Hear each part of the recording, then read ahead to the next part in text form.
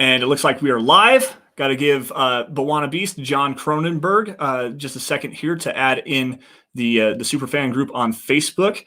Waiting for that thumbs up, and we're good to go. Mile high. Hello, everybody in Broncos country. Welcome into another episode of the Dove Valley Deep Divers podcast. I'm your host, Lance Sanderson, and joining me as per usual is Mile High Huddle's senior NFL draft analyst, the one and only Erick Trickel. Erick, we're less than a week away from Christmas, essentially, for you. I know, especially for me as well. The NFL draft is something that I always look forward to. Can't wait to do our draft coverage. Can't wait to do the Mile High Roundtable, the mock draft here on Sunday. It sounds like at 6 o'clock.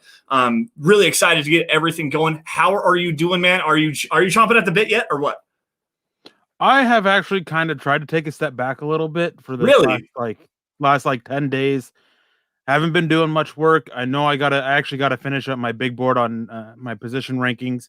My last 23 players that I graded, I've yet to put in there, and I'll tweet that out when they're ready and done.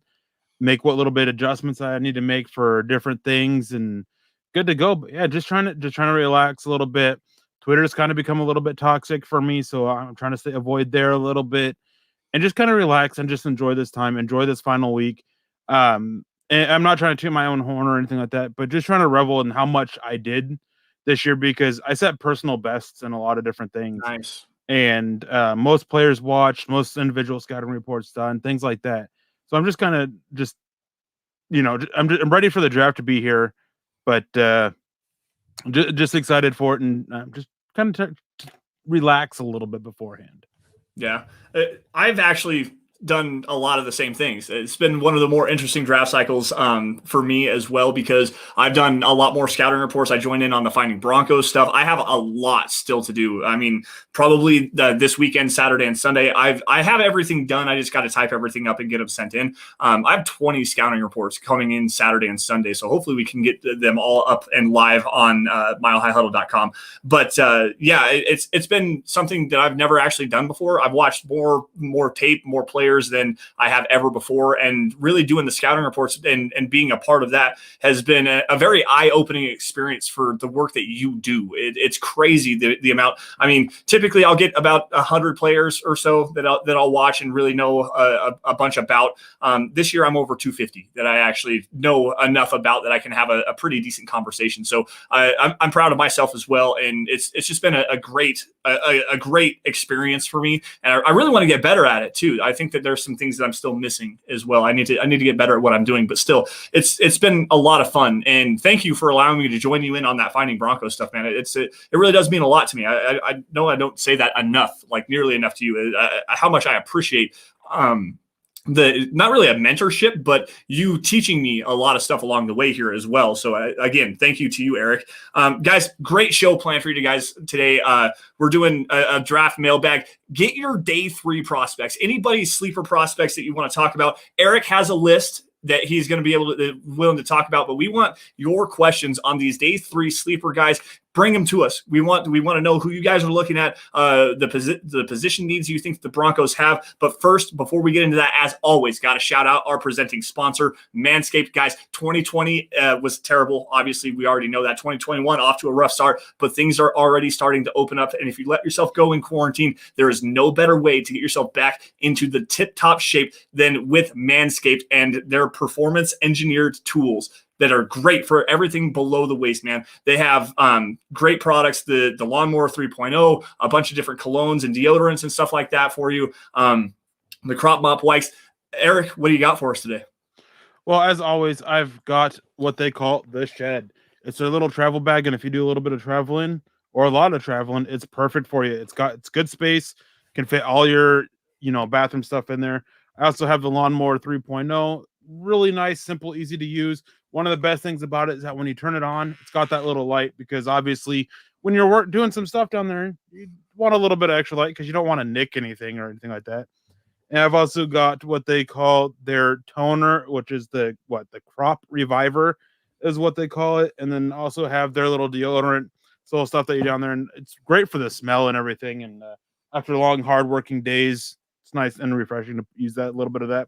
But one of my favorite things that they have is actually their boxers. Super soft, super comfy to wear, and they really are great. They're the best pair of boxers that I own. Yeah, man. I wear them all the time. I have that performance package as well with the shed and everything like that. I have the Shears 2.0, which is the fingernail clipping kit. I don't have any of that with me right now. The crop mops, they're great too for cleaning up down there, making sure that you're nice and fresh, pH balanced and whatnot to make sure you don't chafe. They're just everything that they have there is literally precision engineered for everything below the waist and your grooming and stuff like that. Now, guys, the easiest way to get your hands on some of this stuff, go to manscaped.com, use the promo code HUDDLE. Okay. With that promo code, you're going to get yourself 20% off and free shipping on anything you guys want to order. They sell the boxer briefs individually. That little newspaper that you see where it says we save balls on it, it's glorious. It's absolutely glorious. I sat down and read that the other day. They have obituaries. They have testimonials and stuff like that, little cartoons. It's just great. It's great, high quality content, a little bit not quite PG-13, but it's pretty funny stuff. But anyways, guys, again, manscaped.com, use the promo code HUDDLE, 20% off and free shipping. Your boys, your wife, and anybody else you might run into is going to thank you for doing this. Now, Eric, I'm going to spin this over to you really fast because, again, like I said, draft day for Eric is like Christmas, but really when it comes to day 3, this is where Eric does his best work. And I usually do a lot more preparation. I haven't done a whole lot today for this show because I want Eric to be the one that is able to shine on this. Eric, regardless of fit for the Broncos, I mean, yeah, I know we're going to talk about some Broncos players here and stuff like that. I want you to give me just a couple of names and drop some scouting reports for everybody on some of your favorite day 3 prospects this year. Well, I'll start off by dropping 3 wide receivers. All of them I also really like for the Broncos because of what they can bring to it. There's a guy out of UNC who's not getting as much of attention as his teammate, Diami Brown, but Daz Newsome is good in his own right. He's a guy who he can excel on 9 routes, on these go routes, and he just does so well. And he does really well against zone coverages, which is something that Denver's going to be facing a lot this next year. And zone coverage is becoming more and more the thing in the NFL. I really like what he can bring to them, and especially with them looking at trading Deshaun Hamilton. Daz Newsome is the guy. I mean, he's got a little bit of work to do on his routes. His hands are pretty solid, and he's not just a go route guy, but the rest of what he is, the routes are going to be a little bit sloppy. He's got good speed. And there was a guy out of Auburn a few years ago that he ended up drafted by the New York Giants while Pat Shurmur was the head coach there, and Darius Slayton. Mm-hmm. And Daz Newsome, there's a lot of similarities there to Darius Slayton. Then there's also a guy out of Arizona State. I've talked about him on the podcast before a little bit. Yeah, Frank Darby. Big fan of what he brings. He's not this guy who's going to be a big, deep threat, but he is a possession receiver that he's going to get open. He's going to make the catch. He's not going to do major damage after the catch, but he's reliable. He's consistent. His routes are reliable and consistent, and he's just going to be a solid player for a team, I think, in the NFL. Then there's Josh Palmer. And you want to talk about a guy who can challenge deep. Josh Palmer out of Tennessee. He's a guy, he has that speed. He made one of the top corners in this draft, Patrick Surtain, look completely silly in the game against Alabama, between Tennessee and Alabama. Made him look silly multiple times, had 2 touchdowns, I think, with Patrick Surtain as the primary coverage guy. I can't remember exactly how many. I know there was at least 1. And again, he's another guy. Adding these deep threat playmakers is something that Denver could really use because KJ Hamler, he can bring that, but he can do more than that you kind of need to be able to utilize him to his max. And being able to keep the defense guessing instead of sending one guy consistently deep is going to help out your offense. So I like them adding Daz Newsome or Josh Palmer especially. But Frank Darby, I mean, having somebody that's reliable and consistent, especially after to replace Deshaun Hamilton, who was the farthest thing from reliable and consistent. Right. Like, I'm down for it. No, I'm totally there with you. And I've pounded the table for a while now that the Broncos have a sneaky kind of a need with the wide receiver position. I mean, Tim Patrick, obviously you talked about Deshaun Hamilton. Those guys are probably in their last years in Denver. I don't necessarily anticipate the Broncos bringing Tim Patrick back, unfortunately, because the way that he's developed his route running and his ability to separate and just be as reliable. I mean, he had 0 drops on 70 targets, I think it was last year. So it just the reliability you have with him, the fact that he's a big kind of an X receiver that you can use on the boundary and just throwing the ball up and he's going to be able to go get it. So to be able to replace that, Josh Palmer's another really good one. A guy that I like out of Wake Forest is Sage Surratt, another big bodied X receiver. And I know Eric doesn't like him, and Eric's going to gasp at me, and everybody's like, this guy on Sage Surratt again, I swear to God. No. He's not the best athlete, not the best route runner. There's some upside there, though. I think that he can refine that technique just a little bit and become a separator. I view him in the same kind of an eye as a Tim Patrick, with a little bit bigger catch radius. I think his ability to go and get the deep ball and jump at the high point and take the ball down, and that my ball mentality that he has, I really like that. He's just not a very good route runner, and he doesn't create a whole bunch of separation. So he really has to rely on that physicality at the catch point. Josh Palmer, another really good one. I think he has more deep speed than people anticipate. To be able to take the top off of the defense. And again, with a pretty good catch radius, there's some development in his route running as well. But I know this is Erick's my guys, but I also like Josh Palmer as well. Before I bounce this back off to you, Erick, I want to say hello to the chat. Obviously, we've got John throwing up everybody. George Moravi jumping in here in the chat saying hello. George actually has a birthday, I think either today or tomorrow or maybe the next day, something like that. So happy birthday from the Dove Valley Deep Divers podcast and everybody else at the Huddle Up Podcast Network. George, thanks for joining us. Gavin, what's up, man? Jay Kozad jumping in here. Malcolm Brown saying hello from Nanilchik, Alaska. He's en route to Anchorage. Malcolm, what's up, man? As always, we got to say hello to Erick's favorite person from Alaska. Other than always nice to see a fellow Alaskans in the chat. I mean, every time it's always nice. I mean, you know how you feel about when you see somebody like, hey, I'm from Wyoming. Like, it's just a nice little feeling. Yeah, it's really cool when you see somebody like out and about, and like I wear my Dove Valley Deep Divers hat like every day. I'm not wearing it tonight, but I wear my Dove Valley Deep Divers hat. I wear my Mile High Huddle hoodie all the time, and there's some people around town that actually know who I am. I've had some people walk up to the grocery store and say, "Hey, I love the podcast. You do a really good job." There was another person that jumped in. His name was Lonnie. It jumped in a while ago. That met me and my son at the grocery store. I was all masked up, and so was Jason. It was just really cool to be able to see some people that recognize who I am and who we are and what we do here on the Dove Valley Deep Divers podcast. So that was pretty cool. Dave Glassman on Facebook. What's up, dude? How we doing? Peter Middleton jumping in here from Turkey. It's 3 o'clock in the morning or 4 o'clock in the morning, something like that. Peter, thanks for joining us as always, man. It's so cool. The Broncos country, as Chad likes to say all the time, is not a geographical location. It's a state of being. And Peter is an exemplary, but what's the word? Exemplifies that. That's the word I'm looking for, to a T. So thanks, Peter, for joining us.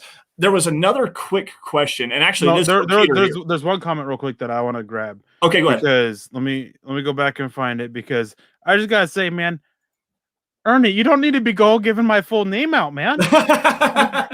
Oh, he tagged you. He tagged you on Facebook. That's what that is. Ernie is one of the biggest supporters of all of the shows. He's on the super fan group on Facebook. So he tagged you. That's how that actually came across, I'm guessing.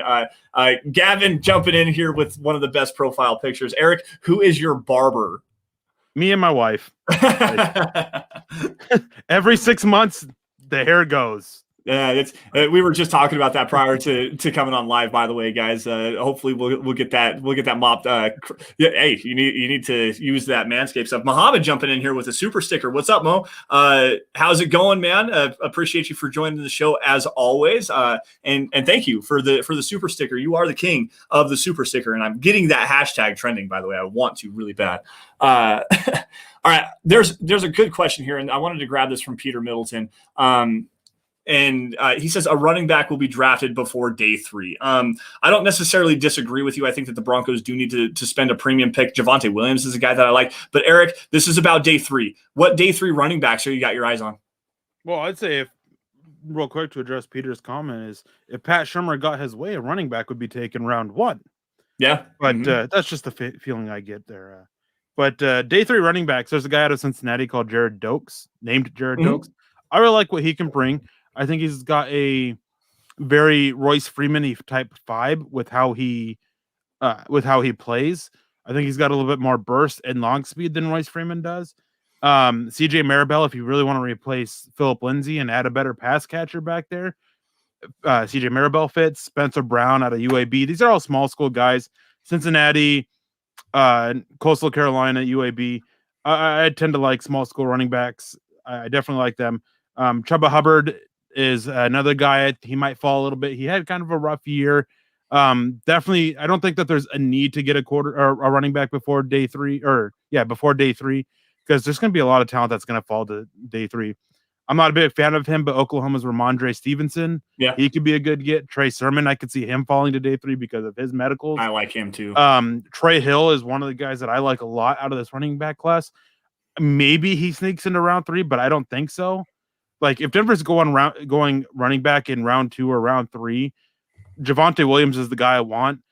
I'd like Najee Harris, but I think that he's going round 1, and I don't want a running back round 1. Travis Etienne, again, same thing. Round 1, like him, not so much for Denver. Just Michael Carter, you can make him work. Kenneth Gainwell, you can make him work, but Javonte Williams is the best pure fit for him.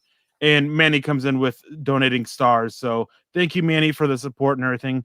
It's awesome to see you joining us and giving us your support. Yeah, man, we appreciate that. We can't actually pull it. There was no comment there, but donation of the stars and everything like that. We definitely appreciate that. Want to shout out everybody on Facebook. We can't see that on our end if you guys are donating stars. So if you are, we definitely appreciate that very, very much. Asthma Spray coming in here. That's on Twitch. Okay. What up, guys? Big fan of yours from Germany. Okay. Hey, listening to your podcast sometimes twice a day. That's some pretty big support. And man, we appreciate that. Hit us up on Twitter, man. I would like to know your name and put a name to a face and everything like that. I appreciate that. Yeah, that's amazing stuff there.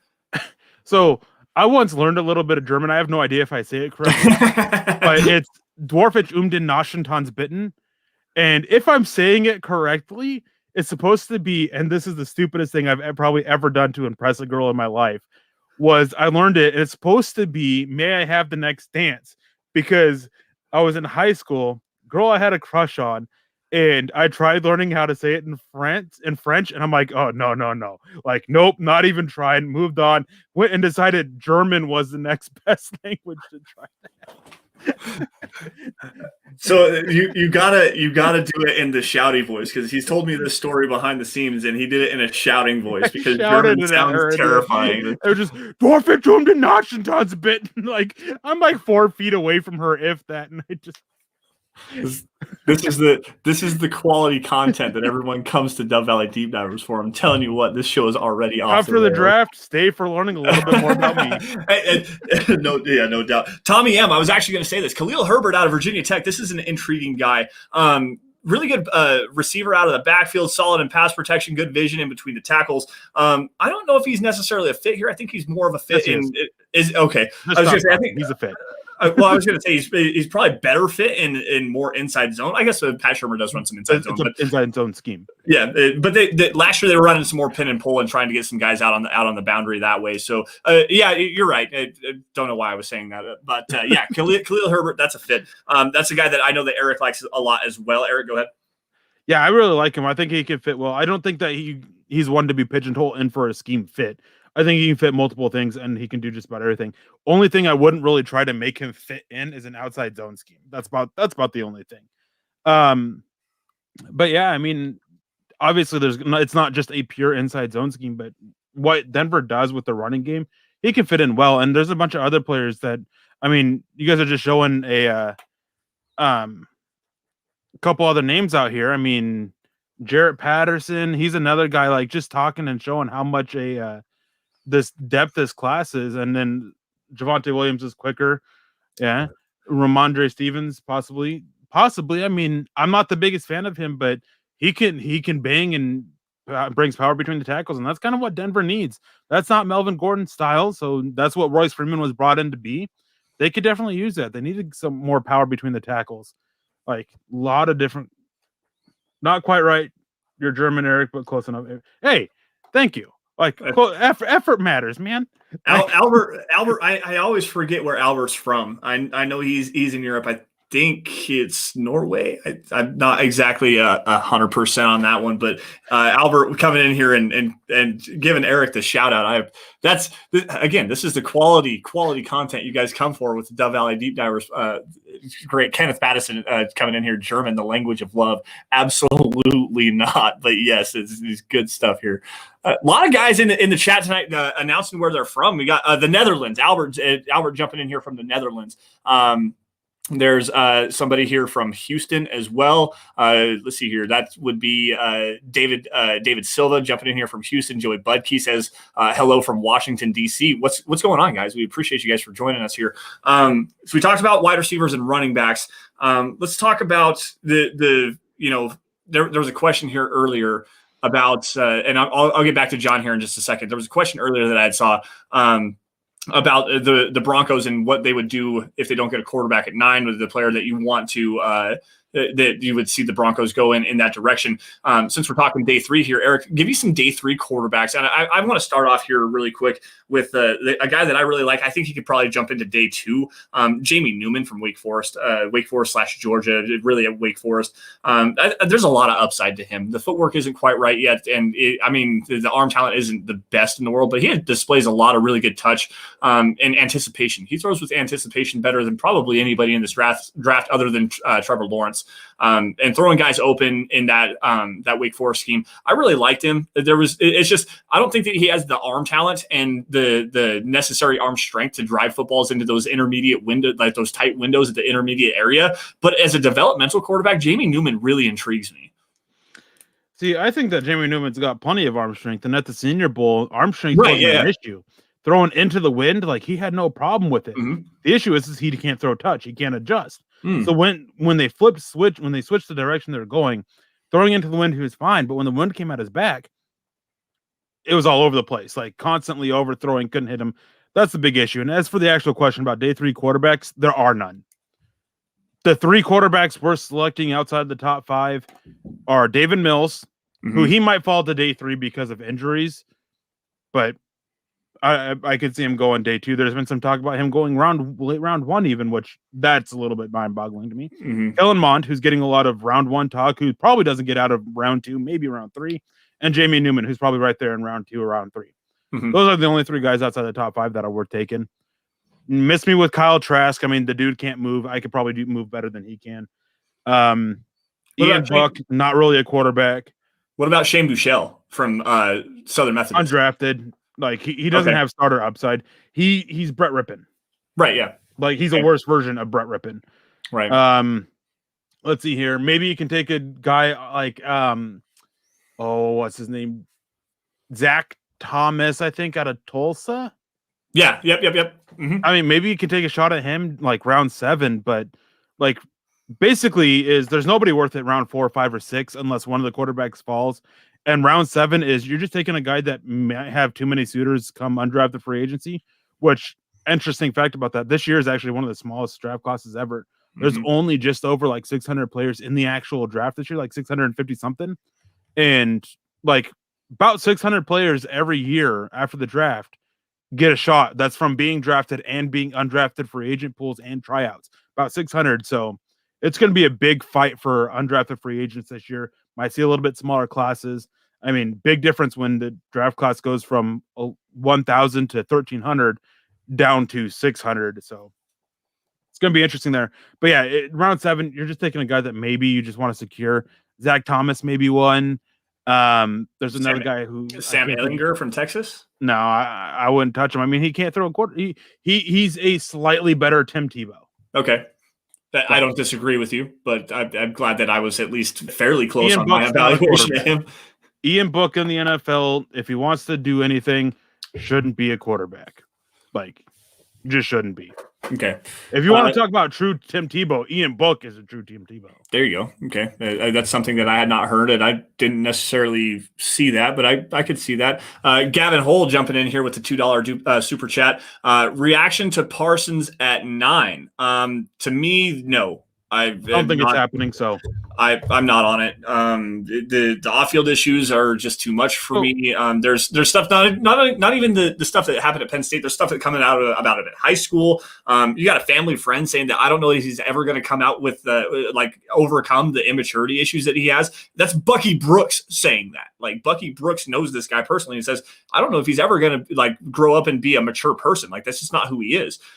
That to me is too many red flags combined with everything that happened at Penn State. Now, I like the player. I on the field, the athleticism hits. It's great. I mean, he does a really good job moving downhill. He's a good blitzer. He can rush the passer. works better moving to the flat than he does moving backwards in coverage. But still, I mean, he would be an Alexander Johnson replacement more than a Josie Jewell replacement. But I can't get behind that. Not at 9. I can't do it. Based on things that both Vic Fangio and George Paton have said, I don't think that they'll take Micah Parsons. No. I think the character stuff is going to be a big reason why. But the worst thing about it, it's no longer what Bucky Brooks said about him, which was the biggest thing for me. It was Micah Parsons' comments about it. Yeah. When you sit there and you are brought up to this and it's all accusations and you say, I made mistakes as a kid. Everyone makes mistakes. And he gets defensive about it and saying, oh, would you like to be judged for the mistakes you made as a kid? There's a big difference between the mistakes that I made as a teenager compared to the mistakes that Micah Parsons made at 17, 18, 19 years old. I'm sorry, I didn't sexually assault anybody like he did. And with how he came about it, it's cemented to me that he did it. Don't think he'll ever face criminal charges for it. Don't think he'll ever get in trouble for it. But the way he came out basically said, hey, we all make mistakes. To me, that's he did it. And I don't think that George Paton and Vic Fangio will take that. That's actually the furthest we've gotten into that topic. Quite honestly, we've never really kind of touched on everything there. I won't continue in that road, but there are sexual assault things that happened with him in the locker room with other teammates and stuff like that. So Google it if you want to find out. I can't do it. I can't do it. I would rather take Jeremiah Owusu-Koramoah as a linebacker at 9 than take Micah Parsons, and that's saying something because I don't like Jeremiah Owusu-Koramoah. I don't think he's a linebacker. I think he's more of a safety. And the hybrid safety role that he plays would fit better in a more cover 3 scheme or a bunch of man cover schemes where it's like a 4-3. He can be an over will. Like, honestly, that's his best role would be a 4-3 will linebacker, if that, or like a hybrid box safety. And that's not what the Broncos need. And they don't use their safeties like that, not in this scheme. So, to me, that doesn't make sense, but I would rather have him a JOK at 9 than Micah Parsons. Well, speaking of linebackers, yeah, here we go. Let's go ahead. talk. Where's the comment, John? If Parsons not there at 9, there's Collins, Cox, Browning, McGrone, Surratt. Take your pick. Like, it's not just them either.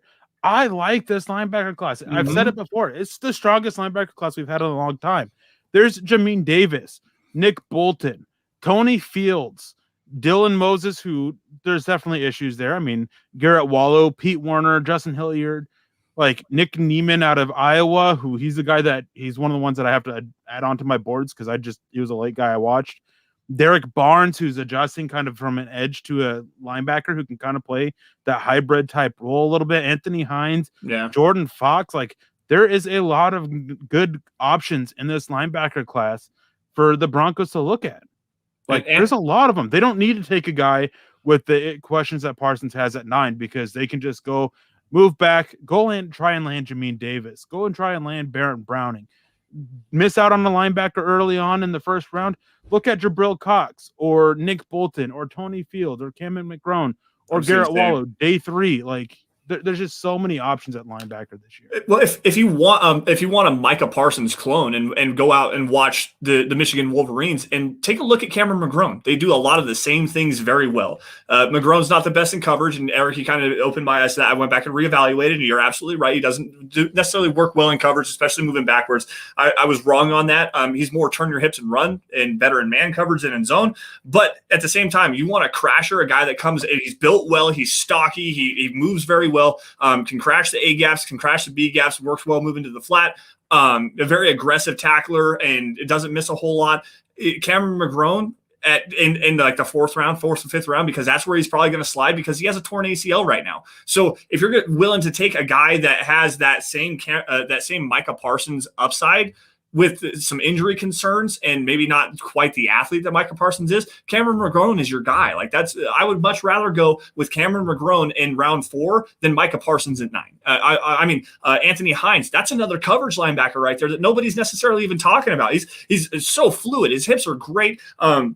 Does a great job moving backwards. I'm not necessarily sold on him as a run defender. I think he gets washed out of the play too much, takes some bad angles. But, I mean, that's some coaching issues that you can work through. But, again, like this linebacker class, Pete Werner, another one from Ohio State. I know you said him. He's getting a lot of love. Justin Hilliard's getting a lot of love. There's so many different linebackers that you can get from rounds 3 to 5 that have starter upside. This linebacker class is stacked. And what my thing is, like with Micah Parsons, you're wanting him to come in and try because you want to upgrade the coverage from the position. He's not upgrading it. No, he's a good athlete, but it doesn't translate onto the field. So if you want coverage, Jabril Cox is the guy you want. Yep, he's the best cover linebacker in this class because, again, I don't consider JOK as a Jeremiah Owusu-Koramoah as a linebacker. If I did, he would be the best, but Jabril Cox is the best actual linebacker in coverage. Anthony Hines is a really good one. He's not a good against the run. He's just light. Garrett Wallow, he's really good in coverage. He's a former safety. He has some issues showing up against the run. If you want to improve your coverage ability from the linebacker position, you don't take the athlete who has the issues in coverage. He's a good run defender, and nothing against Micah Parsons for that. But all he is he's a slightly better version of Alexander Johnson. Yep. No, I totally agree with you. And this is something that we talked about with Devin Bush when he was coming out of Michigan a couple of years ago when the Broncos traded out a number 10 overall. And I was like, oh, you got to go get Devin Bush. He's this great coverage linebacker. No, he's a great athlete. And great athleticism doesn't project to being a great coverage linebacker. In fact, Devin Bush gave up more receiving touchdowns to tight ends than Noah Fant received in their rookie seasons. Like, he was absolutely terrible in coverage, especially in the red zone. Like, it's you got to really understand that just because you're an athlete doesn't mean it's gonna translate. Like, you have to be able to flip your hips. You have to be able to turn and run. You have to be able to understand what your assignment is and be able to be responsibility sound. Like that. There's so much more that goes into coverage than just being a good athlete. So I'm not about it. I'm not about Parsons. I would rather go in a completely different direction. Tommy M jumping in here, throwing a. I wanted to get this before we moved on real quick. Sorry, Parsons isn't the best linebacker in the class. He's not. He's the best athlete in the class. Well, at linebacker in the class, but he's not the best linebacker. I honestly, and after going back and watching some Jamin Davis and the way that he moves, his fluidity, his ability to drop back into coverage, his a little bit smaller, but still at the same time built well. The play strength, his ability to diagnose what's going on in front of him. Jamin Davis might actually be the best linebacker in this class, like as a true linebacker, because I don't think that Micah Parsons is really a true linebacker in that, like a 3-down linebacker. Because I think on 3rd down, you're using them as a blitzer or as potentially as an edge rusher. He's not an actual 3-down coverage linebacker. So Jamin Davis there, Baron Browning maybe as well. I'm not a Nick Bolton guy. T-Rex arms is not a good thing there, and he's not a coverage linebacker. He's a downhill A-gap run stuffer. It's just not good in coverage there either. Want to grab this again. Tommy M jumping in here with the $5 super. Thanks for that. We appreciate you. I've got another one here that I'm going to grab. John, do you have that? Yeah, Richard Summers jumping in here with the $5 super as well. I don't understand how you can justify a high pick on a box linebacker when most passing plays are designed to make them wrong. Average is good enough at linebacker. And I mean, we were just kind of breaking this down. And I don't disagree with you. I really don't. Eric, what do you think? I don't disagree either. I don't think the average is good enough at linebacker. Okay, so I agree with that statement, but at the same time, I don't agree. Denver's biggest weakness has been the coverage play from their linebacker class, so they definitely need to get better at coverage, and being average there isn't good enough. Not with the tight ends that they have in the division. So the rest of it, I agree 100%, but that's the only thing is like, it's not really good enough. It can be, but they just have too much talent at tight end. And then David Glassman says, but is he the perfect Fangio linebacker? No. Because he doesn't bring the coverage play, doesn't bring the coverage ability. And one of the biggest things, okay, with linebackers coverage, diving into the scheme a little bit real quick, is that the coverage of the Broncos defense really lives or dies by the play of the linebackers and the safeties, more than the corners. It's why for years Vic Fangio has gotten by with lesser talent at corner. It's why the Broncos defense was not completely terrible. Like, not saying it was great by any means, not completely terrible the last couple of years with dealing with the injuries that they have, with getting guys like having to play guys like Devontae Bosby, who ended up being really bad this last year, because it lives and dies by the linebackers and safeties doing the right thing. When they make a mistake, the whole coverage system falls apart. Micah Parsons does not have the awareness, does not have the pre-snap reads, does not have the the landscapes down for his drops in coverage to be that perfect fit for Fangio with the coverage aspect of it in mind. Run defense, yeah, he's the perfect Absolutely. Fangio linebacker. Like, he's the perfect linebacker for anybody when it comes to run defense. But it is so much mental for the coverage aspect that I don't think that Parsons has it down. And I don't think, it's not that I don't think he can pick it up. I think it's going to be 3 or 4 years before he picks it up enough to really be great at it. Right. And this is just coming from the fact that he played edge. And I think he would be much better as an edge in the NFL than he would be off ball for this reason.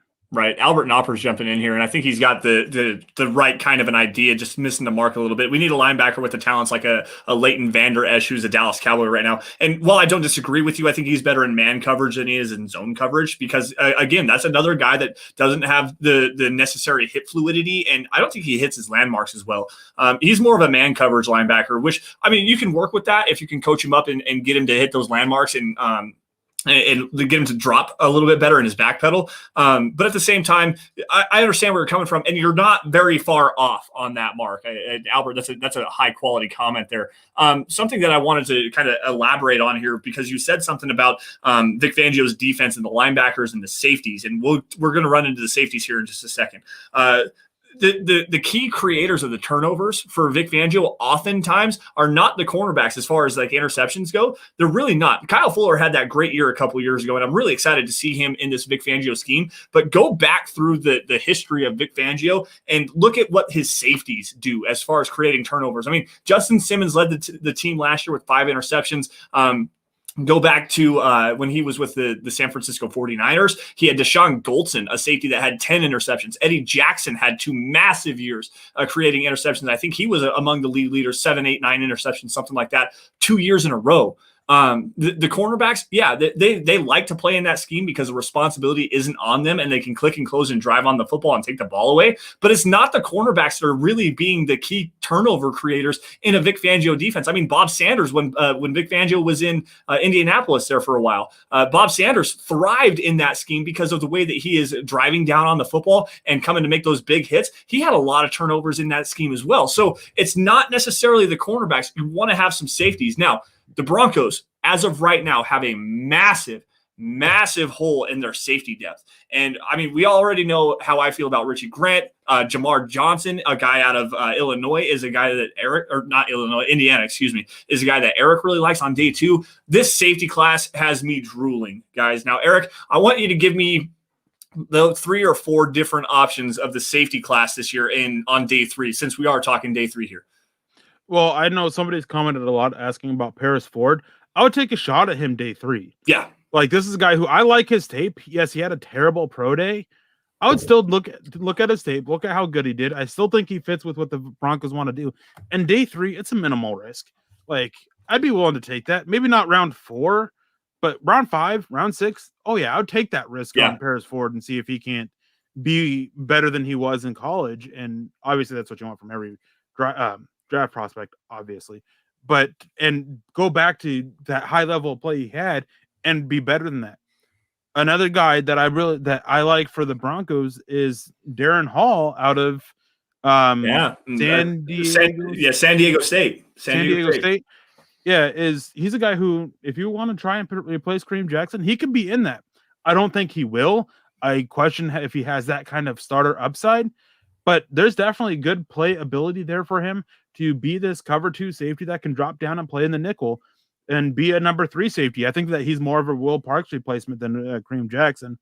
And then there's Sean Davis out of Florida, who I was really low on at first.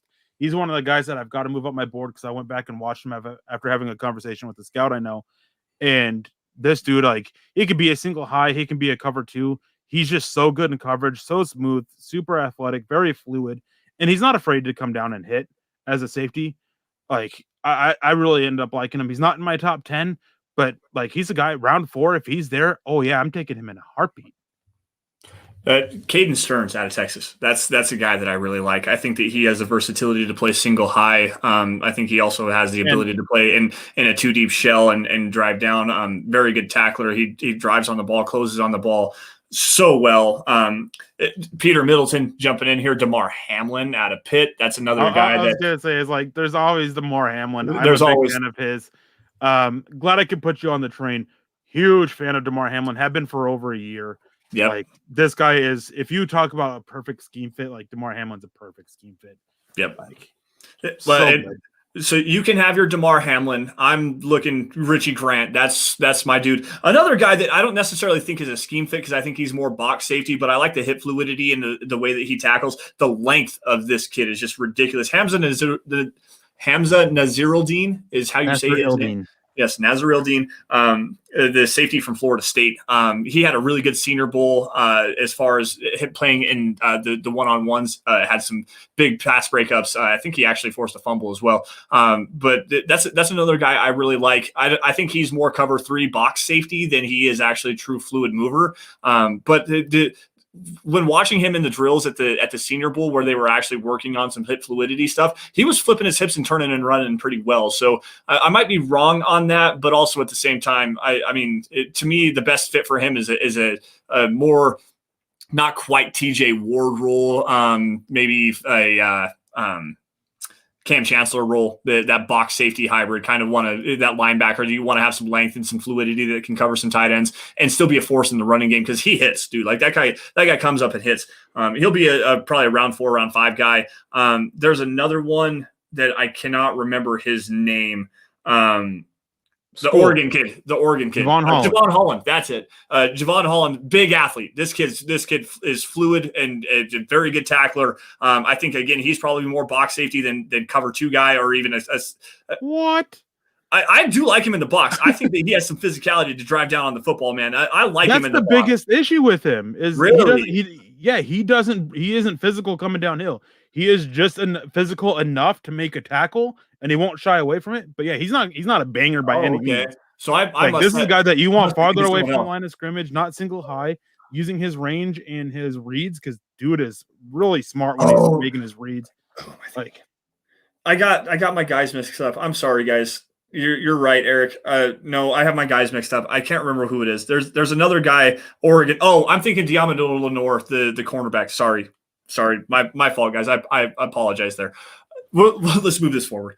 We got a super chat coming in here from Eric. Let's grab the comment real quick, and then we'll come back to Eric or Oregon. Oh, you go ahead. Yeah, the day 3 defensive lineman, because this defensive line. Don, if you want to go ahead and pull that back up real quick. I know you're working on it.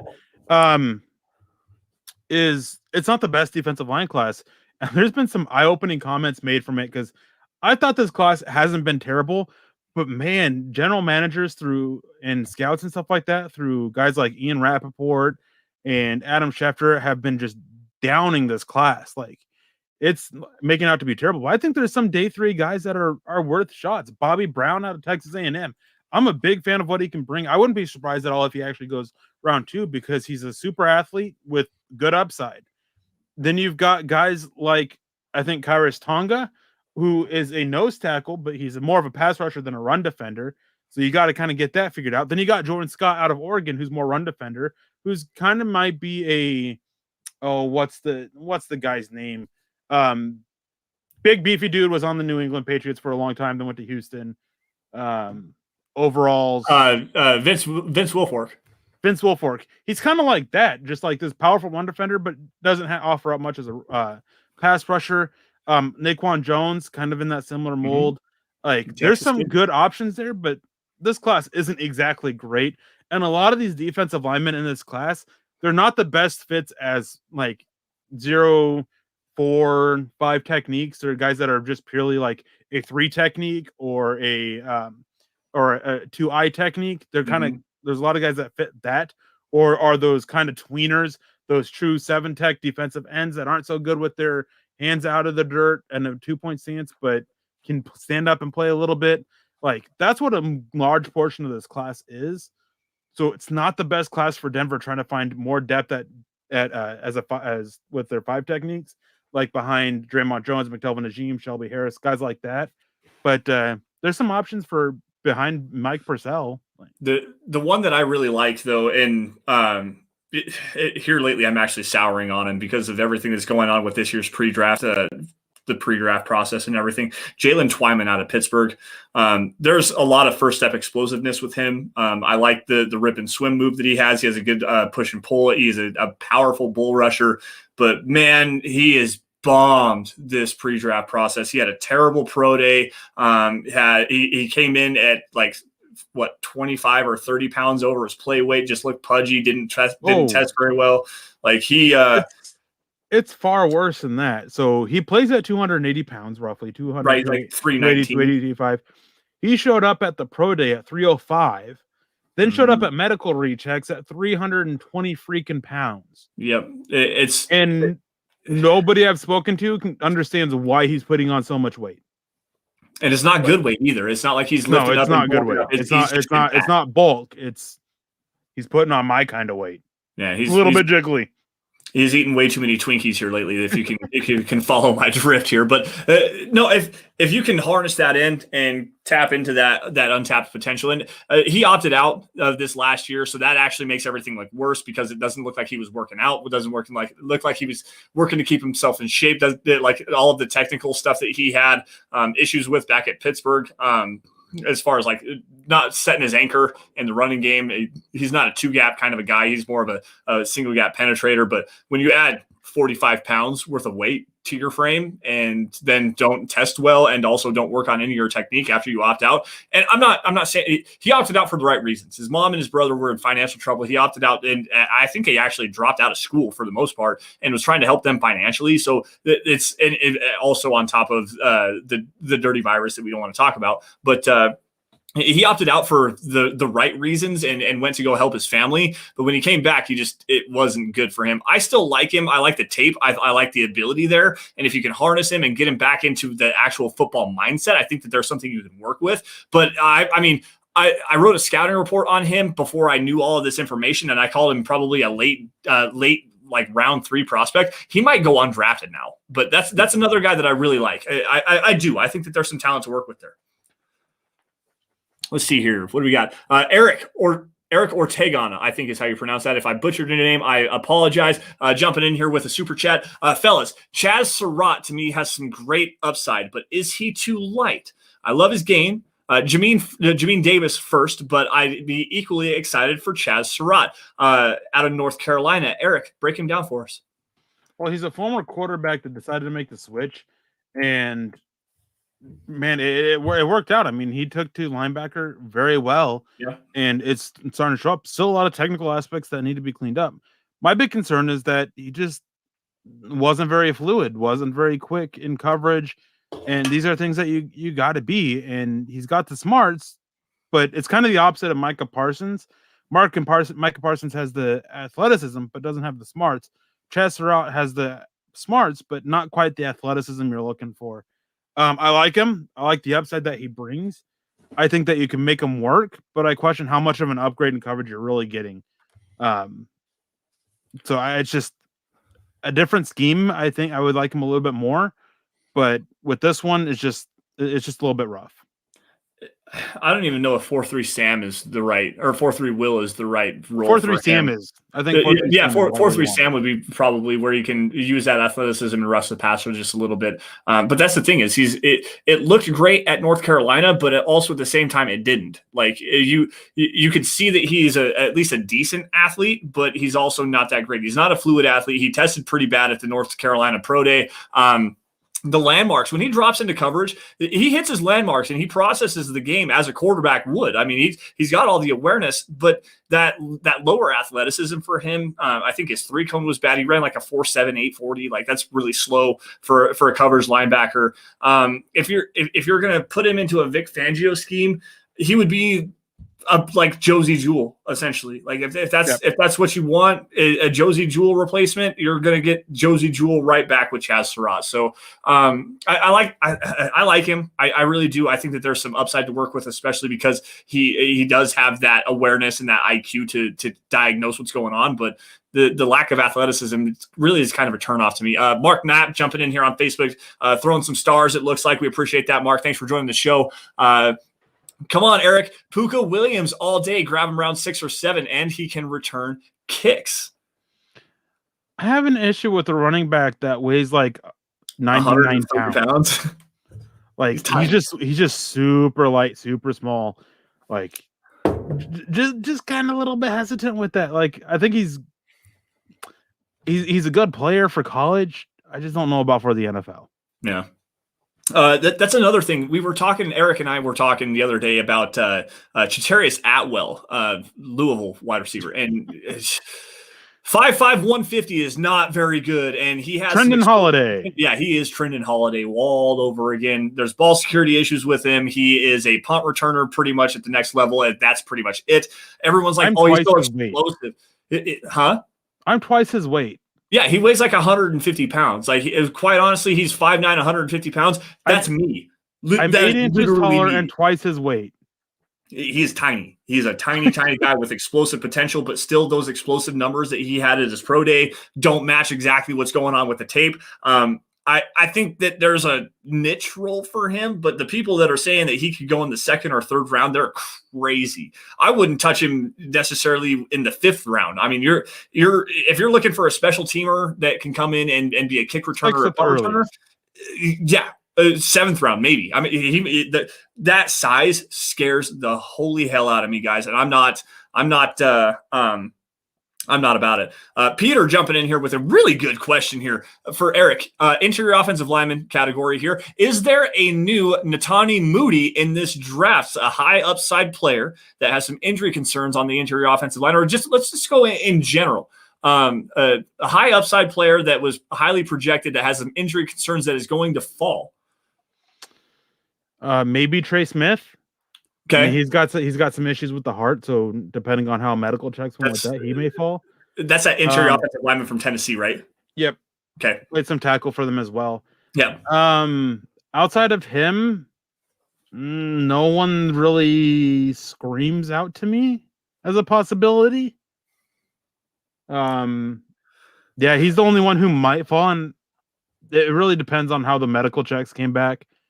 No idea with him. I mean, the heart is it's a very iffy thing, and he's the only one that I could think of. I talked about him earlier. Cameron McGrone, the linebacker from Michigan, that torn ACL. There's some high-end upside there. He's going to fall because he suffered that torn ACL in November. Other positions too? Yeah, anybody. Any position. Sorry. I took that a little bit further because it is more specific to the interior offensive line. But give me some injury concern guys that are going to fall. Talanoa Hufanga, the safety out of USC, he's one to keep an eye on.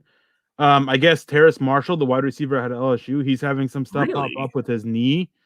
There was a tackle, not Walker Little, but Walker Little might have some issues with it, stemming from a knee injury that he suffered at the start of the 2019 season, then opting out.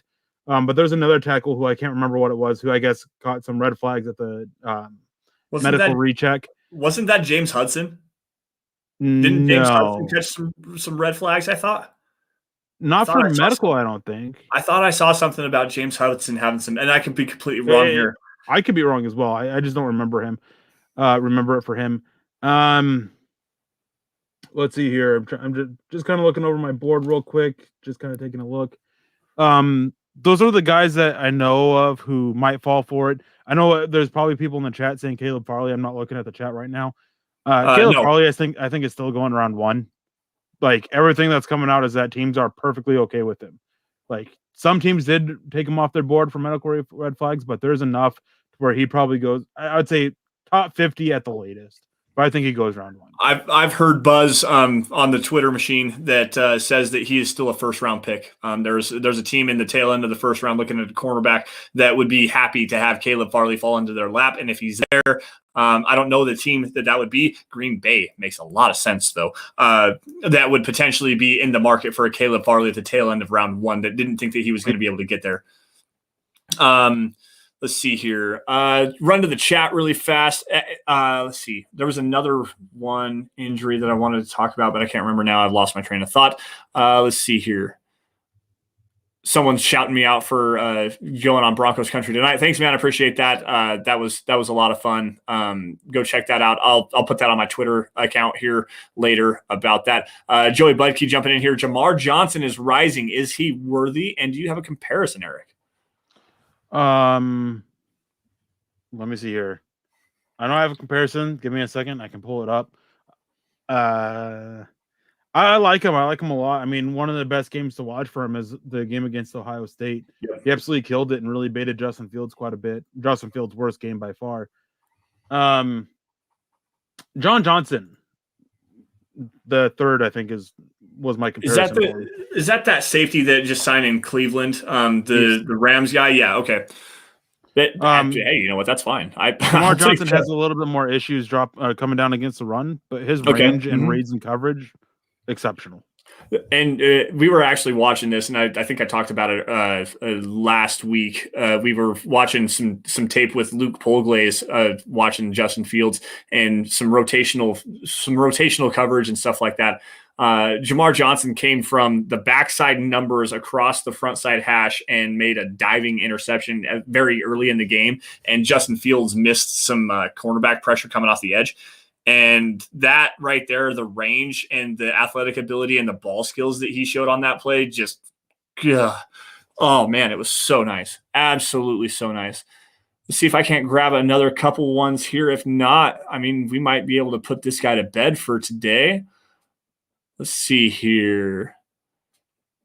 Eric jumping back in here. I got go ahead. Sorry.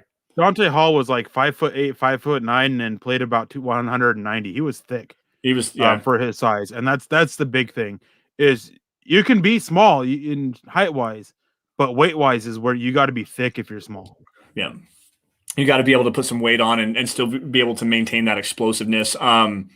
That was also a part of Philip Lindsay's downfall. Gary jumping in here and throwing us some stars. Gary, thanks, man. We appreciate that. Joining us on Facebook. Eric actually had Eric Ortegon had another question in here. He said, the fan is making fans think that if we don't get Parsons, you are passing on a once-in-a-lifetime linebacker. So the fans will hate the first-round pick just like Fant. 104.3 the fan, or 108.9 the hater, 107.10 the stand, whatever you want to call them. They're wrong in that, and I listen to those guys a lot, and they're wrong in their evaluation of Micah Parsons. And if you're talking about it, like if there's any once in a lifetime player in this class, it's Kyle Pitts. Like even over Trevor Lawrence. Like Trevor Lawrence is great, and I think he's a great quarterback. The generational term that they're throwing around with him. I think they use that too much especially with the quarterback position. Kyle Pitts, though, that is a once-in-a-lifetime unicorn freak athlete at the tight end position, and he's a Hall of Famer. That guy is going to be a Hall of Fame player. He really is a generational talent because, I mean, the last tight end that we can even have close to a conversation being at his level of play is Vernon Davis. Yep. Before that, Tony Gonzalez. Yep. Talking about his prospects, like that's generational. Talking about a linebacker, I mean, 3 years ago, Devin White was a generational talent, or Devin Bush was, depending on who you asked, which not taking shots at anybody, but somebody at 104.3 The Fan said that about them. Both of them in the same draft, they were generational talents. Luke Kuechly was another. Like, just, yeah. That generational talent gets thrown a lot, way too much. And to me, if you're talking about generational talent, it's a guy who literally you're not seeing a player of his caliber at that position in the last 10 years, and not a case of where you've seen one twice in a single year. Tell me the last generational wide receiver you've ever seen. And I can tell you the last one that I've seen, and that's Calvin Johnson. And that was Calvin Johnson 2005. Like that's a generational wide receiver. Yeah, there's high quality wide receivers that come out every single year. That right there is a generational talent, and that's the guy that, honestly, if you wanted to make the best comparison, Calvin Johnson, Kyle Pitts, there you go. That's that kind of a player that Kyle Pitts is going to be. Yeah. But I think the chat slowed down enough, guys. We've run through a lot of really good names. Gary Stars. Yeah, we got Gary Stars. I just shouted him out. Thank you again, Gary, for throwing those up there for us. We appreciate you for that. I don't think that there's anything else. This is actually something I've seen asked twice here. I'm not sure if it was from Snake as well on the first one. Tevin Jenkins, Eric, what do you think? If Denver trades down but they stay above the Raiders, I'm fine with it. Yeah, I don't. If he's there for the Raiders, I think he's the pick. I don't disagree with you on that one. I Better like not. Tevin Jenkins. No, so I had a scouting report about him. There was some length concerns, but he actually did come in at 33 and like 3/8 or something like that. So you can give or take a half an inch on the arm length there. The size is right, the footwork's right. I don't like him at tackle necessarily. I think he is pro ready at tackle. I think his best fit is a guard, in an inside zone scheme. So he fits the Broncos well. The athleticism moving forward, driving in as a run blocker, he might be the best run blocking offense. This sounds crazy to say. He might be the best run blocking, multi-positional, versatile offensive lineman in this class. And that's saying something because I really like Rashawn Slater. I really like Elijah Vera Tucker. But if you slide Tevin Jenkins into guard and have him go run block, he's going to be the top run blocking guard in this class. Like, quite honestly, he is that good. His footwork and pass protection, I think he gets his feet a little bit too close together. He can get off balance and he lunges a little bit at times, and he doesn't really handle speed off the edge very well. But when he gets his hands on you, he mirrors so well. He's got the fluid athleticism. He drops his butt down. He has some bubble butt to him, and it can drive. But it's just the speed aspect to me. And at the NFL level, I think he can be exploited there. So you move him back inside to guard, take away that length disadvantage that he has, and he's an all-pro. Like I really do like Tevin Jenkins a lot. Yeah, definitely. And Dylan, late round wide receivers. We actually started out the podcast with some. Yeah, go back and check that out later after the fact. Don't want to repeat some stuff here. Let's see here. Fields. Don Lovato just jumping in here. Fields would be nice. Fields is quarterback 1 to me. So Erick scoffs at it. And welcome to Hot Takes with Lance Sanderson. Hey, you know what? I put it out there on Broncos Country tonight, and I explained why. There's a lot of different reasons as to why. A big thing is the intermediate passing accuracy, the adjusted completion percentage for Justin Fields, 80.8, the highest of any quarterback in this class.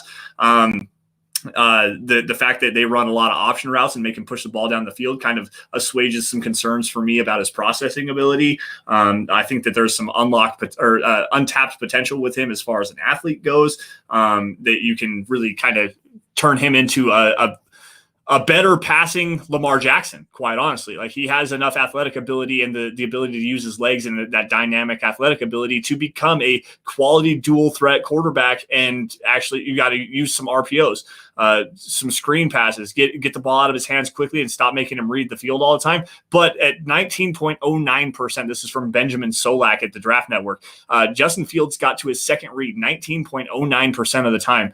That's the highest of any quarterback in this class, by the way. So he's processing the game and getting the ball back, getting the ball out of his hands to his second reads, diagnosing what's going on post snap. Those are all traits and skills that translate to the next level in a way that makes him just give that little bump. It's a little bump for me over Trevor Lawrence.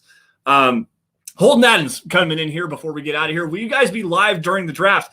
Sounds like yes. it. Sounds like we are going to be doing wall-to-wall coverage, commercial-free coverage here. And Nick will be doing a striptease if the Broncos don't take a running back round 1. Yes, he will. That's going to be glorious. I actually might take my shoes off and clap my feet if I think the Broncos are moving up. I think the Broncos are going up. I was going to ask. Right now, you have to place a bet. What is it that they're doing? I want details. Okay, like not just saying. No, they're going to move up. Move up to where and for who? They're moving up to 6. The Chris Greer and George Payton have talked recently. That much has been admitted by George Payton himself. Whether George called him or Chris called George, it doesn't necessarily matter. They've spoken. They say that they haven't made any calls about moving up, but I think that that's what is pretty much going to happen. They're going to send a first and a third this year, probably a future third and a player. It wouldn't surprise me to see Tim Patrick on the move there, or maybe even I don't necessarily think Dejon Hamilton moves the needle there, but they're looking for another receiver, and they can move back. They're going to get another receiver there, probably Devontae Smith from Alabama. I think they like him a lot. And the Broncos are going to move up and go get Justin Fields. And when that happens, I will remove my shoes and clap my feet. I will clap my feet on the live feed for everybody if that happens. I'm telling you, this is going to be great. That's my prediction. Real quick, I want to grab 2 comments here. BNS, the fact that he has epilepsy doesn't bother anybody crazy? No, because it hasn't been an issue. It hasn't been an issue for other players who've had it in the NFL. Like, it's not an issue. Like, hasn't popped up on the field. Don't need to be concerned about it. Like, there was one player who 1 year, after a little bit after he retired, was in there talking about how he couldn't feel anything in one of his arms, and just like started like his rookie year, played like 10 years, couldn't feel anything. It wasn't an issue with his play. Was a great player. He was an offensive lineman too. I can't remember who. I think it was with Seattle for a little while, then Minnesota. But yeah, talking about how he couldn't feel anything in his right arm. If it's not an issue, if it's not affecting their play, it's nothing to be concerned about. So, and then scooting back a little bit to grab the other comment, talking about generational talents. Kenneth Booker says Julio Jones is a borderline generational talent. I agree. Yeah. And the only reason why I won't label Julio Jones as a generational talent is because when he was entering the NFL, he had medical concerns. That's the only reason why I will not consider him a generational talent. Knee and back concerns, if I remember correctly. Yeah. But no, Julio Jones is another one. Kenneth, actually, a new staff member for Mile High Huddle, jumping in here as well. He's got another question here, and this one's going to be directed towards Eric. Should we draft Joe Tryon at 40 if he is still there? This is an edge rusher from Washington. Super physical dude. Love this guy. He's been growing on me, Kenneth says. Eric, what do you think? If he's there, I'd be fine with it. I really like Joe Tryon. Need to spend some time to work on his run defense, but as a pass rusher, dude is gifted. I think he's the type of prospect that everybody thought Shane Ray was. Like, I think he's a much better prospect than Shane Ray. They're built the same too. They really are. They're built very similarly. They have a lot of play style similarities. As far as I know, Joe Tryon doesn't have a messed up wrist either. Mm-hmm. No, that's a really good question there, Kenneth. And yeah, I mean, like I said, physical player, plays with his hair on fire, good hand placement and fighting technique. Eric, I think you're right. He doesn't stack well as a run defender against the edge. Needs to put on, I think, some more functional strength will help there. Maybe some more better hand fighting technique, but still, that quick first step to bend, man, he's a bendy dude. He's a really bendy dude for a guy that size.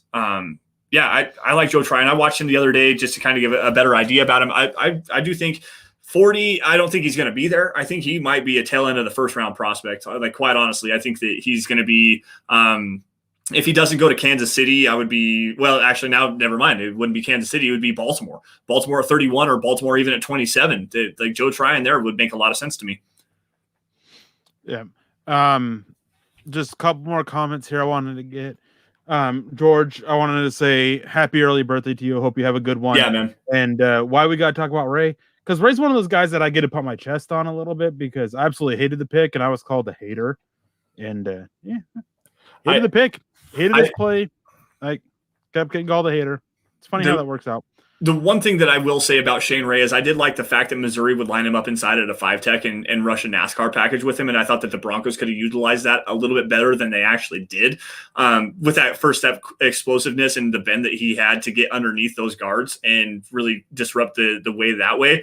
I hated that pick as well. And a lot of it stems from the fact that he was arrested with with a bag of marijuana the week of the draft. Like, dude, you are going to be a top 5 pick if you just keep yourself out of trouble. You're dumb enough to go get a bag of weed and get caught in Kansas City the week of the draft. That to me just showed that football wasn't his thing. Like, he wasn't dedicated to being the best player that he could be. It was a serious red flag for me. And when the Broncos traded up to get him, I was like, this is a mistake. It's an absolute mistake. And I got called a hater for it too. Yeah. Before we get out of here, I'll give my thoughts since I asked you. I'm with you. I think Denver's going to move up. I see somebody in the chat saying I can't buy a first-time general manager moving up. I don't care. Me neither. George Payton's comments about it basically are the same. Doesn't care. Doesn't matter. If there's a guy there, they're going to move up. I won't say 100% they will because there's so many other variables in play. But yes, I think that Denver's going to move up. I think that 6 or 7 is going to be the spot they move up, not 4 or 5. I think those 2 picks seem kind of set as Pitts and Chase. And I think that they'll move up for one of Lancer Fields. Yeah. Yeah. I can get on board with Trey Lance. I would be a lot more excited about Justin Fields because I think that he is that immediate upgrade. Eric, I know that you like Fields or Trey Lance a lot and think that he would be the immediate upgrade. I think that he needs a year to sit a little bit and absorb just a little bit. I do. I think that Trey Lance. No. You're putting words in my mouth. No, I'm not. Yes, you are. You've spoken to me before, saying, and you put it out on your Twitter account that Trey Lance is more pro ready day one. I think that who was it? Mac Jones? Mac Jones. Yeah, Mac Jones. It's always been Mac Jones. I would take Justin Fields over Trey Lance. No, I'm not saying that. I'm not. And I don't think that.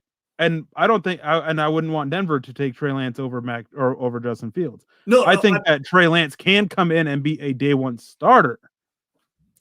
That's what I was getting at. Sorry. I was not trying to say that you like Trey Lance over Justin. That's not what I was getting at. I just think that he needs to sit. I think Trey Lance needs to sit for a little bit. I don't think that he is. I think you need to go in timeout. Why? What did I do wrong? This isn't everything. Everything. I mean, have you met me? I do everything wrong all the time. Anyways, guys, that's going to wrap it up for us on the Dove Valley Deep Divers podcast. Thank you all for joining us. Great conversation today. Eric getting to shine and do what he does best as far as breaking down all of these draft prospects and giving you a bunch of names to watch out for on day 3. Again, guys, we will be going live starting on Thursday, a little bit before the draft, probably half an hour before everything gets started, from what I understand, like we did last year. Wall-to-wall coverage. Everybody on the Huddle Up podcast. All 3 rounds will be there for rounds. Not sure who all will be. I know I will be there for all 7 rounds, all 3 days. Yep. Not rounds, 3 rounds, 3 days. Yep. So look forward to that Sunday as well. Let me plug this really fast. Sunday at 6 on the Huddle Up podcast, we are doing our Mile High Roundtable mock draft. So everybody's going to be joining in, and we're going to run a 7-round mock draft using a mock draft simulator, doing what we can. New format this year. We'll kind of break that down for you guys as we get closer to that. I'm probably going to unveil that whole the new format for you guys before we go and get started on that. It's going to be a great show. More draft coverage for you guys at milehighhuddle.com. But anyways, again, thank you all for joining the Dove Valley Deep Divers podcast. John, I'm going to take the controls here for just a minute, run through this. You guys can find me on Twitter at Sanderson MHH, and for Eric at Erick Trickel. Guys, also while you're at it, follow at DVDD_pod. That's a podcast account. Keep in touch with what's going on with the Dove Valley Deep Divers. Also at Mile High Huddle. That's the mother account. You get breaking news and analysis regarding your Denver Broncos. There's opinion articles, some film breakdowns every now and again. Also, the Finding Broncos series that Eric and I are unveiling for you guys, doing some scouting reports on all of these draft, well, at least the top 100 draft prospects. Eric, I think, what did you get, 75 or 80 done? 75 individual scouting reports and I think like another 30 group ones. Okay. Yeah. So the Finding Broncos series, find that at milehighhuddle.com. Let's see here. Also, while you're at it, follow at John K MHH. That's Bawana Beast. That's the man behind the scenes, pulling the triggers and doing everything behind the glass, producing the show, doing a great job as always.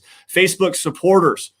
Facebook.com/milehighhuddle. Become a supporter. Click the blue Become a Supporter button. $5 a month gets you some premium content, including the Trickle Zone. Eric, what do you have coming up on Saturday at noon?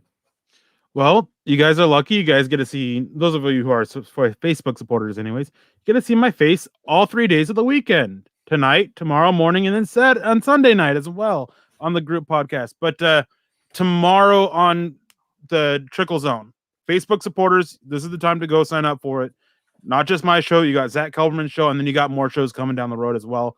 It's the last one before the draft. We've got a bunch of big plans for what we're doing after the draft, which we've got to kind of hammer out a little bit. But talking corners, my top 10 corners. That's it. We're going out with a bang, going out with the cornerback position. So that's what we're going to be talking about. My top 10 corners. Make sure you guys are there. Make sure you guys are becoming Facebook supporters as well. It's going to be really interesting to see how this all pans out, because I know there for a while, Caleb Farley was cornerback 1 for the Broncos for you. He was for me as well. But the injury rechecks, I'm really intrigued to see how you're going to rank these top 3 cornerbacks. And where does Gregory Newsome, the cornerback from Northwestern, fall in these rankings? Going to be really somewhere fun. In my top 10. Somewhere in the top 10. I can guarantee you that. Guys, if you guys are financially able to do so, I know it's kind of rough out there right now.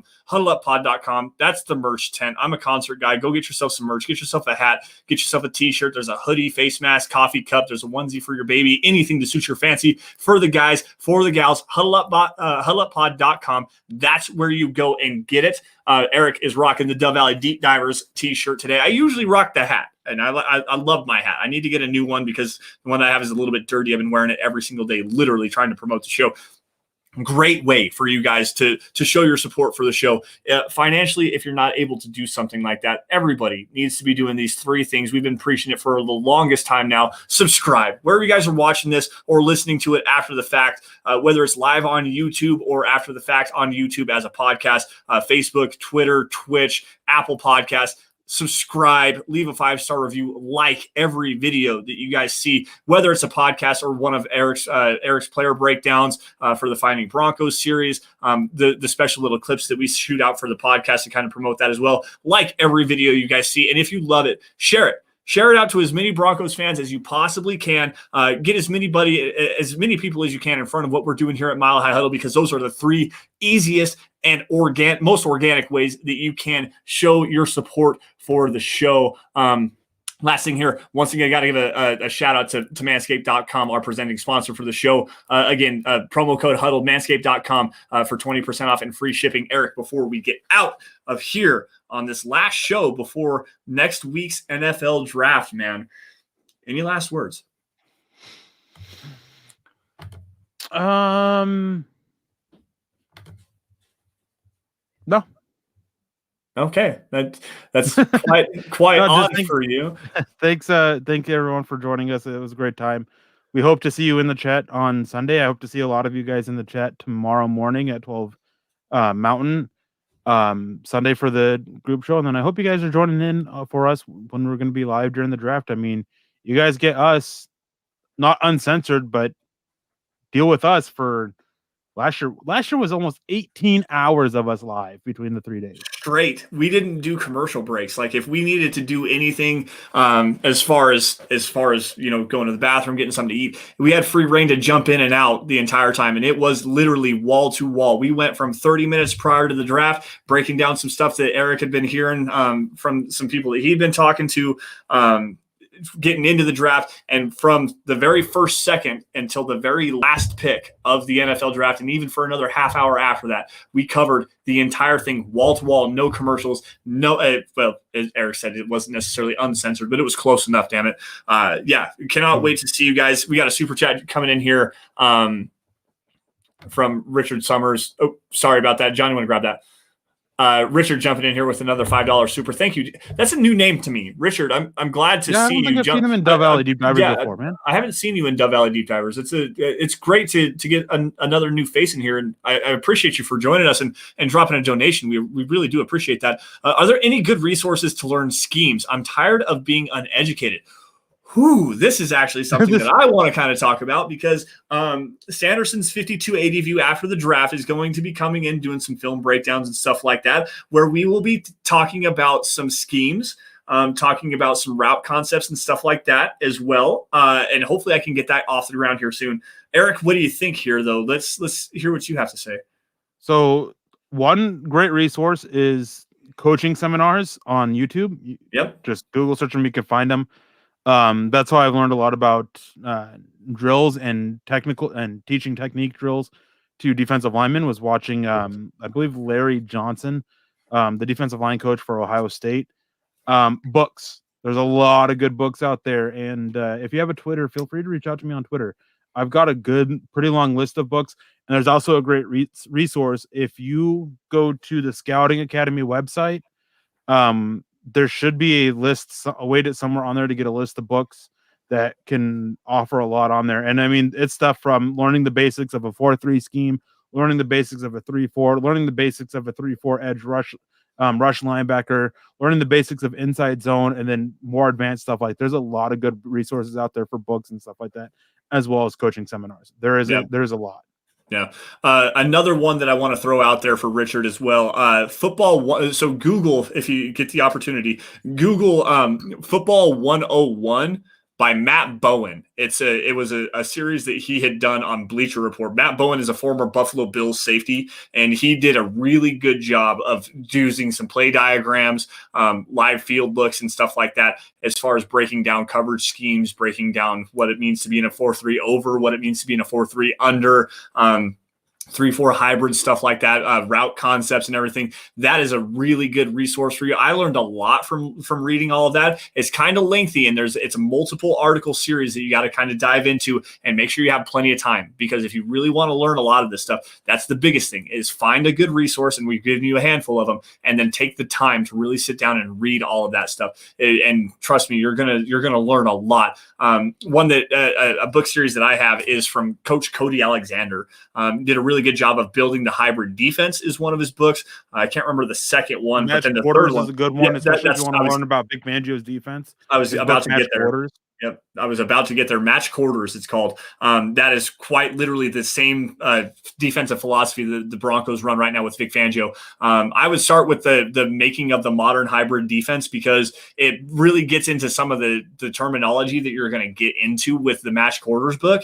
And it's going to help you understand some of the terminology that he's talking about. So get that Cody Alexander series and start with that, especially if you want to learn defensive schemes. It's great resource for you.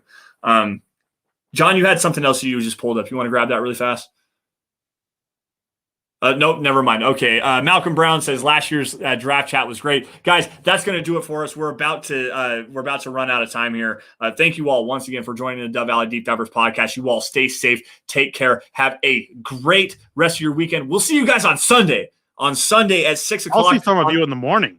I was going to say, Eric will see some of you guys, but the Dove Valley Deep Divers will be on Sunday at 6 o'clock on the Huddle Up podcast for the Mile High Huddle Roundtable mock draft that we do every single year. We'll see you guys then. Stay safe. Take care. Have a great weekend. And as always, before we sign off, go Broncos.